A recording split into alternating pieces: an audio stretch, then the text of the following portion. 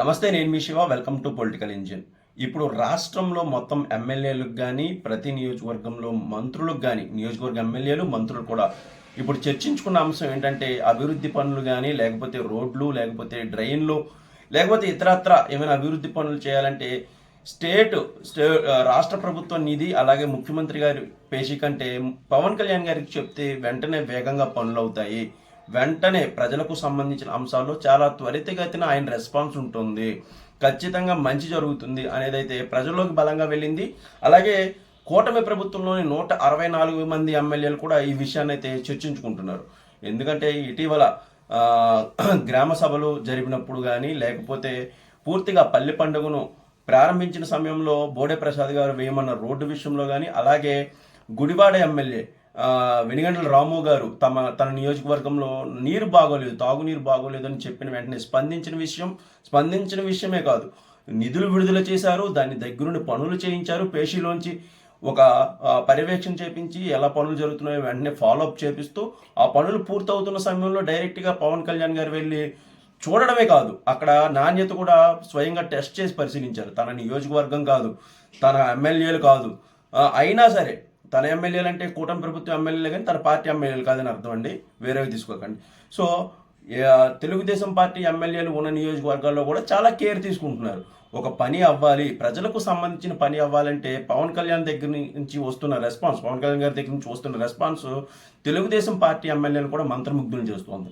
ఏదైనా రోడ్డు కావాలి, చాలా అద్భుతమైన పని కావాలి, ప్రజలకు దీనివల్ల చాలా ఉపయోగపడుతుంది అని తెలుగుదేశం పార్టీ ఎమ్మెల్యేలు కూడా పవన్ కళ్యాణ్ గారిని అడిగితే బాగుంటుందేమో అని అయితే ఆలోచించే పరిస్థితి అయితే ప్రస్తుతం ఏర్పడుతుంది. ఎందుకంటే ముఖ్యమంత్రి గారిని అడిగినా, లేకపోతే లోకేష్ బాబు గారిని అడిగినా నిబంధనలకు అనుగుణంగా వాళ్ళు పనులు చేస్తారు, నేను కాదనడం లేదు.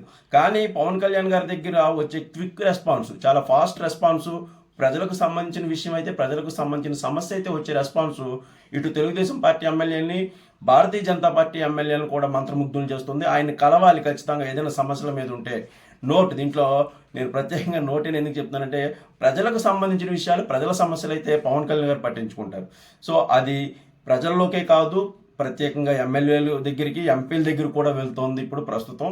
ఇంకో ముఖ్య విషయం ఏంటంటే, పవన్ కళ్యాణ్ గారు ఇప్పటి వరకు ఏ ప్రజాప్రతినిధి కూడా టచ్ చేయని కొన్ని ఫండ్స్ని అయితే టచ్ చేస్తున్నారు. ముఖ్యంగా స్టేట్ డిజాస్టర్ ఫండ్స్లో, అంటే హోమ్ మినిస్ట్రీ ద్వారా వచ్చే, కేంద్రం నుంచి వచ్చే హోమ్ మినిస్ట్రీ ద్వారా ఏదైనా ఒక విపత్తు సంభవించినప్పుడు, రోడ్లు కానీ ఇతరత్ర నిర్మాణాలు నష్టం వాటిల్లినప్పుడు మిటిగేషన్ ఫండ్ అని ఉంటుంది. మిటిగేషన్ ఫండ్ అనేది కలెక్టర్ గారి స్వయం పరిశీలనలో, పర్యవేక్షణలో ఉంటుంది. ఆ మిటిగేషన్ ఫండ్ ఇప్పటివరకు ఎవరు వాడలేదు. మొదటిసారి ఇప్పుడు ఈ కంకిపాడు గొడవరు రోడ్డు విషయంలో మిటిగేషన్ ఫండ్ ద్వారానే సీసీ రోడ్డు వేశారు. సో అలాంటి కొత్త ఫండ్స్, అలాగే ఈ గనులకు సంబంధించిన సెజ్ ఫండ్, అది కూడా కలెక్టర్ గారి పర్యవేక్షణలో ఉంటుంది. అలాగే జనరల్ ఫండ్, ప్రభుత్వం కలెక్టర్లకు ఇచ్చే జనరల్ ఫండ్ కూడా ఉంటుంది. సో ఇలాంటి ఫండ్స్ అన్నీ కూడా ఎక్కడి నుంచి వస్తాయి, ఎంత ఉంటాయి, ఎవరి దగ్గర ఉంటాయి, ఎలాంటి విచక్షణ అధికారులను ఉపయోగించి దేనిని ఏ పని పూర్తి చేయాలి అన్న పూర్తి సమాచారం మేరకు ముందుకు వెళ్తున్నారు. కేవలం పంచాయతీరాజ్ నిధులు, జాతీయ ఉపాధి హామీ పథకం నిధులు, ఆ నిధులతో పాటు ఈ మొత్తం అన్ని నిధులను కూడా ఆయన సమీకరిస్తున్న తీరు చాలా అద్భుతంగా ఉంటుంది. సో ఒక అభివృద్ధి పని జరగాలి అంటే ఫండ్స్ చాలా ప్రధానం. కాబట్టి ఫండ్స్ ఉంటే వెంటనే కాంట్రాక్టర్లు కూడా ముందుకు వస్తారు. కాబట్టి ప్రస్తుతం ఉన్న పరిస్థితుల్లో, రాష్ట్రం యొక్క ఆర్థిక పరిస్థితి అంతంత మాత్రంగా ఉన్న పరిస్థితుల్లో ఈ ఫండ్స్ని ఉపయోగించుకుంటున్న తీరు నిజంగా ఆయన ఆలోచన చాలా గొప్పగా ఉంది. దీంతో పాటు కార్పొరేట్ ఫండింగ్ కూడా, అంటే కార్పొరేట్ ఫండింగ్ అంటే ఫండింగ్ ఇవ్వడం కాదు, వాళ్ళకి రెస్పాన్సిబిలిటీ ఫండ్, ఖచ్చితంగా చేయాల్సిన రెస్పాన్సిబిలిటీ ఫండ్ కొంచెం ఉంటుంది, దాన్ని కూడా ఉపయోగించుకొని పనులైతే చేయిస్తున్నారు. సో అన్ని పరంగా నిధులను సమీకరించడం, అవసరమైన పనుల్ని, ముఖ్యంగా ప్రజలు బాగా ఇంపాక్ట్ అయ్యే పనుల్ని పవన్ కళ్యాణ్ గారి దగ్గరికి వెళ్తే ఖచ్చితంగా అవుతుంది అనుకుని ప్రతి ఎమ్మెల్యే, ప్రతి ప్రజాప్రతినిధులు భావిస్తున్న తరుణంలో పవన్ కళ్యాణ్ గారు ఇప్పుడు అదే వాటి ప్రాతిపదికనే, ప్రజా సమస్యల ప్రాతిపదికనే ముందుకు వెళ్తున్న తీరు నిజంగా అభినందనీయం. నిజంగా ఒక వేలో వెళ్తే, ఒక అభివృద్ధి చేయాలి, ప్రజలకు సంబంధించిన సంక్షేమం చేయాలి అని బలమైన సంకల్పం ఉంటే నిధులు లేమి, లేకపోతే అనవసరమైన విషయాలు ఇవన్నీ అడ్డుపడవండి. ఖచ్చితంగా నేను చేయాలి అనుకుంటున్నప్పుడు ఎక్కడి నుంచైనా నిధులు వస్తాయి. ఇదో పెద్ద వ్యవస్థ. ఈ వ్యవస్థలో రకరకాల నిధులు ఉంటాయి, రకరకాల వ్యక్తులు ఉంటారు. ఒక మంచి పని చేస్తామంటే అన్ని రకాల అంశాలు కూడా మనకి అనుకూలంగా మారుతాయి. పవన్ కళ్యాణ్ గారు చేస్తుంది అదే. ఇప్పుడు ఈ విషయం కానీ, పవన్ కళ్యాణ్ గారు చేస్తున్న మోడల్ అభివృద్ధి కానీ అందరినీ ఆకర్షిస్తోంది. సో భవిష్యత్తులో కూడా ఇదే తీరున ముందుకు వెళ్ళాలి పవన్ కళ్యాణ్ గారు. రాష్ట్రాన్ని అభివృద్ధి పదంలో ముందుకు నడిపించాలి. ఆయన వంతుగానైతే మనందరం ఆకాంక్షిద్దాం.